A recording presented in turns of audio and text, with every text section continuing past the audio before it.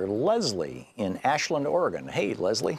Ashland's a beautiful town. I haven't been there in a couple of years, but it's just a great town. What's up? Well, thank you, Tom. I'm calling, especially after Tom Perez's call that we try to elect Democrats this fall. I'm part of Indivisible, Oregon, and I've contacted our Senators Merkley and Wyden and our Congressman Walden to urge us to promote a nationwide demand for paper ballots for all elections this fall, especially after Secretary Tillerson's comment yesterday that the Russians are still, hacking and they're still here and they're going to undoubtedly it's too late to do something about this upcoming election. Well, it isn't too late. We need to just use Indivisible, but have every person in every state start calling in and demanding that we have paper ballots so that we can reconstruct the counts, that they can't be hacked, that we know that we're electing Democrats. Yeah.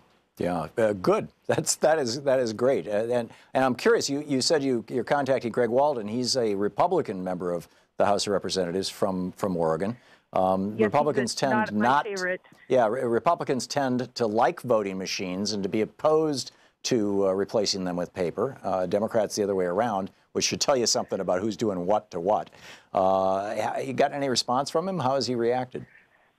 I just called his office today and just made my statement saying this is what, I just asked, I call his office very often and I just ask, what is he doing about this? And that was my call today. Good. So to just say, what is, isn't he concerned about this? The thing is in Oregon, we vote on paper ballots. We have a mail-in. So our state is secure. But I've worked as an election official in Washington, Oregon, and California.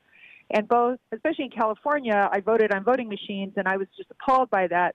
Well, that's where we really need to concentrate, and get people fired up, is in states that have voting machines, that they have to have paper ballots. Especially that's the states the only way to know what's happening. Especially the states that have experienced a large amount of redshift.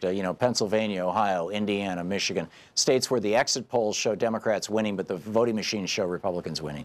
In New Hampshire is another one. I believe North Carolina is one of them. I don't have the list in front of me, but there's about 10 or 12 states that are very consequential states that have seen anything from 1% to as high as 7% redshift typically in the last 5, 6, 7 election cycles, and ever since 2002. And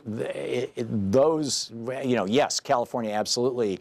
They're still using voting machines there. I think Washington State just went to all mail-in ballots, didn't they? Just like Oregon? They're mail-in, too. Yes, yeah. They're also mail-in. Yeah, so the Midwest, the places where we're really going to be fighting hard, I just urge people in every state to call their representatives and say, what are you doing to make sure the Russians aren't going to hack this election? Yes. Give us paper ballots.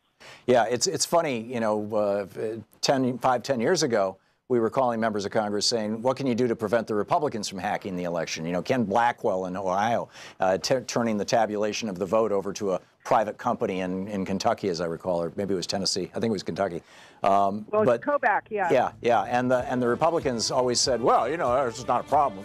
But when you say the Russians are coming, maybe they'll sit up and pay attention. Although they seem to be in love with them. I don't know. Leslie, thank you for the call, and thanks for watching Free Speech TV. We'll be right back. It's coming up on 10 minutes before the hour.